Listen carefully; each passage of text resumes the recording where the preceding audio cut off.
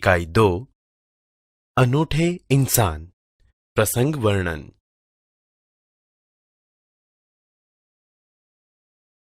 श्रवण कीजिए।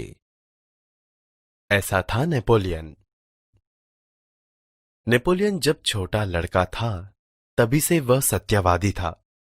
एक दिन वह अपनी बहन इलाइजा के साथ आंख मिचौनी खेल रहा था। इलाइजा छिपी थी और नेपोलियन उसे ढूंढने के लिए इधर उधर दौड़ रहा था। अचानक वह एक लड़की से जा टकराया। लड़की अमरूद बेचने के लिए ले जा रही थी। नेपोलियन के टकराने से उसकी टोकरी नीचे गिर पड़ी। कीचड़ होने के कारण उसके सारे अमरूद खराब हो गए। वह रोती हुई कहने लगी, अब मां को मैं क्या जवाब दूंगी। इलाइजा कहने लगी, चलो भैया हम यहां से भाग चले। नहीं बहन, हमारे कारण ही तो इसकी हानि हुई है। यह कहकर नेपोलियन ने जेब में रखे 3 छोटे सिक्के उस लड़की को देकर कहा, बहन मेरे पास ये 3 ही सिक्के हैं, तुम इन्हें ले लो। इन 3 सिक्कों से क्या होगा? मेरी मां मुझे बहुत मारेगी। लड़की ने कहा, अच्छा तो तुम हमारे साथ घर चलो, हम तुम्हें अपनी मां से और पैसे दिलवा देंगे। इस पर इलाइजा ने नेपोलियन से कहा, भैया इसे घर ले चलोगे तो मां नाराज होगी। नेपोलियन नहीं माना। वह उस लड़की को अपने साथ घर ले गया। मां को घटना की जानकारी देकर वह बोला, मां आप मुझे जो जेब खर्च देती है उसमें से इस लड़की को पैसे दे दीजिए। ठीक है, मैं तुम्हारी सच्चाई से खुश हूं, मगर याद रखना अब तुम्हें 1 महीने तक जेब खर्च के लिए कुछ भी नहीं मिलेगा। मां ने कहा, ठीक है मां। नेपोलियन ने हंसते हुए कहा। मां ने उस लड़की को 2 बड़े सिक्के दिए। वह खुशी खुशी घर लौट गई। नेपोलियन को धक्का देने की सजा तो मिली, परंतु सत्य के पथ पर चलने के कारण उसे यह सजा भुगतने में अद्भुत आनंद आया। वास्तव में नेपोलियन सच्चाई के पथ पर चलने वाला इंसान था। बचपन से ही उसे खुद पर दृढ़ विश्वास था और दृढ़ इच्छा शक्ति भी।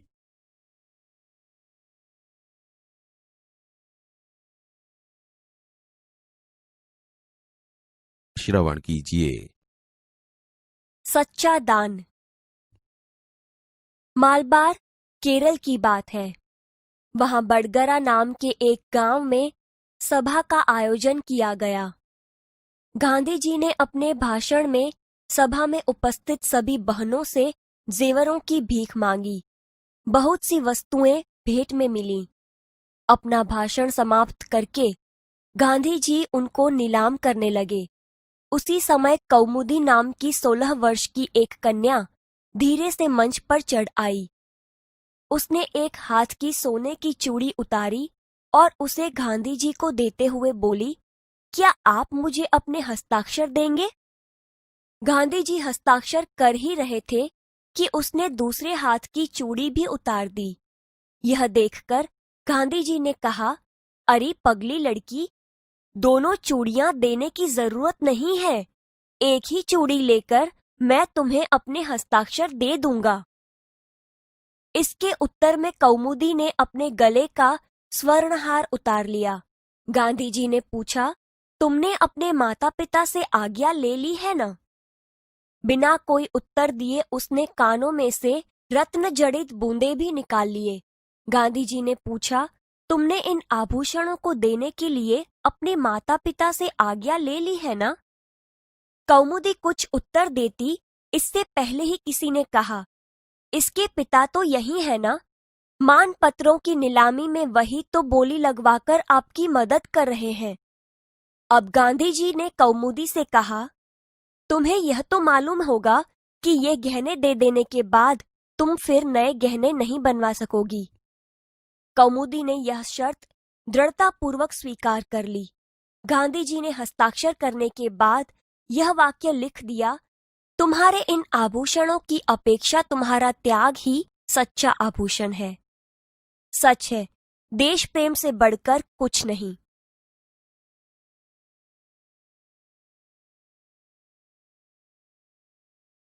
ऐसा था नेपोलियन। नेपोलियन जब छोटा लड़का था तभी से वह सत्यवादी था।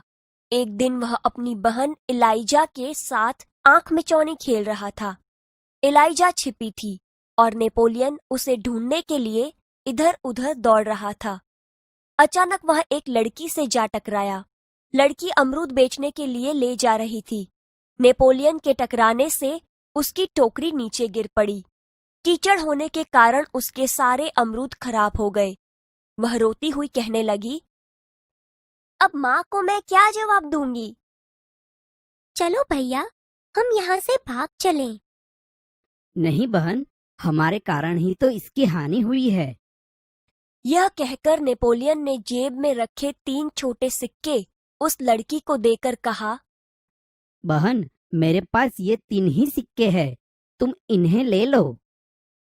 इन 3 सिक्कों से क्या होगा? मेरी माँ मुझे बहुत मारेगी। अच्छा, तो तुम हमारे साथ घर चलो, हम तुम्हें अपनी माँ से और पैसे दिलवा देंगे। भैया, इसे घर ले चलोगे तो माँ नाराज होगी। नेपोलियन नहीं माना। वह उस लड़की को अपने साथ घर ले गया। माँ को घटना की जानकारी देकर वह बोला, माँ, आप मुझे जो जेब खर्च देती है उसमें से इस लड़की को पैसे दे दीजिए। ठीक है, मैं तुम्हारी सच्चाई से खुश हूँ, मगर याद रखना, अब तुम्हें 1 महीने तक जेब खर्च के लिए कुछ भी नहीं मिलेगा। ठीक है माँ। माँ ने उस लड़की को 2 बड़े सिक्के दिए। वह खुशी खुशी घर लौट गई। नेपोलियन को धक्का देने की सजा तो मिली, परंतु सत्य के पथ पर चलने के कारण उसे यह सजा भुगतने में अद्भुत आनंद आया। वास्तव में नेपोलियन सच्चाई के पथ पर चलने वाला इंसान था। बचपन से ही उसे खुद पर दृढ़ विश्वास था और दृढ़ इच्छा शक्ति भी।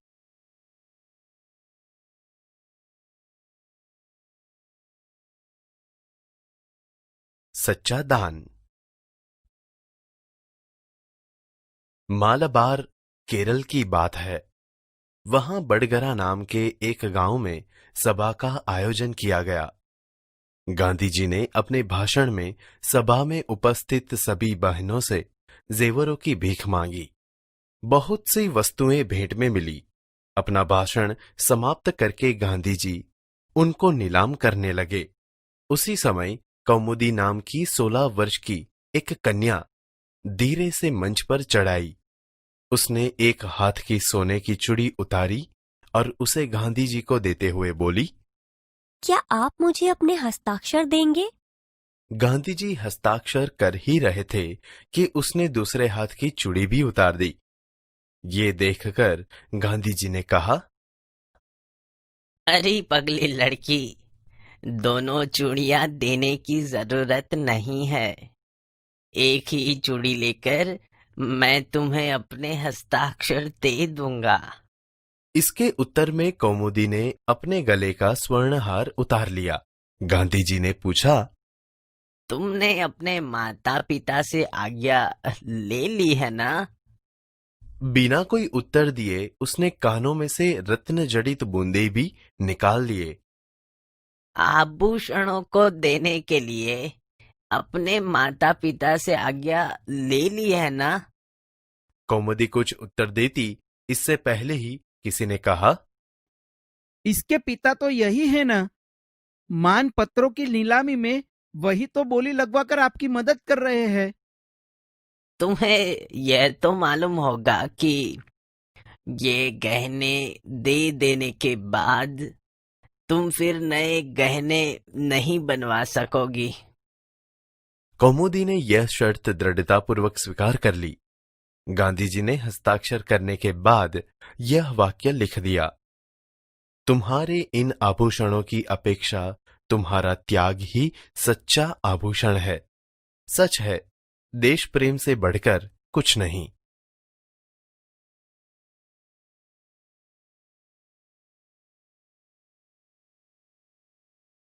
मित्रों, जब हम भाषा की बात करते हैं तो भाषा की कई विशेषताएं हैं। भाषा में असरकारक प्रत्यायन हेतु सामासिक शब्दों का प्रयोग किया जाता है, उसी प्रकार कहावत भी भाषा के असरकारक प्रत्यायन का एक हिस्सा है। कुछ ही शब्दांश या एक ही वाक्य के जरिए आप सारी बात कह सकते हैं। परंपरा से ऐसी स्थिति के लिए उसी का उपयोग किया जाता है। आइए ऐसी ही कुछ कहावतें, उनका अर्थ और वाक्य प्रयोग के जरिए उसे समझने का प्रयत्न करें। भाषा सज्जता। आए थे हरि भजन को ओटन लगे कपास। तुम्हें छात्रावास में इसीलिए भेजा था कि तुम परीक्षा में प्रथम आ सको, पर तुमने तो यहां रहकर भी बेकार की बातों में समय बर्बाद करना शुरू कर दिया। इसे कहते हैं आए थे हरि भजन को ओटन लगे कपास, अर्थात अच्छा काम छोड़कर महत्वहीन काम में लग जाना। उल्टा चोर कोतवाल को डांटे। एक तो तुमने चोरी की और ऊपर से मुझे ही डांट रहे हो। इसे कहते हैं उल्टा चोर कोतवाल को डांटे, अर्थात अपराधी द्वारा निर्दोष को धमकाना। ऊंची दुकान फीका पकवान। हमने तो तुम्हारी दुकान की प्रसिद्धि सुनकर सामान खरीदा था, मगर आपका सामान तो बहुत ही घटिया निकला। इसे कहते हैं ऊंची दुकान फीका पकवान, अर्थात प्रसिद्धि के अनुरूप न होना। एक तो करेला ऊपर से नीम चढ़ा। वह शराबी तो था ही, जुआ भी खेलने लगा। यह तो वही बात हुई, एक तो करेला ऊपर से नीम चढ़ा। इसे कहते हैं एक तो करेला ऊपर से नीम चढ़ा, अर्थात एक दोष के साथ साथ दूसरा दोष भी लग जाना। एक सड़ी मछली सारे तालाब को गंदा करती है। जब से धनराज हमारी कक्षा में आया है, उसने कई बार चोरी की है। उसकी देखा देखी कई और लड़के भी इस लत में पड़ गए हैं।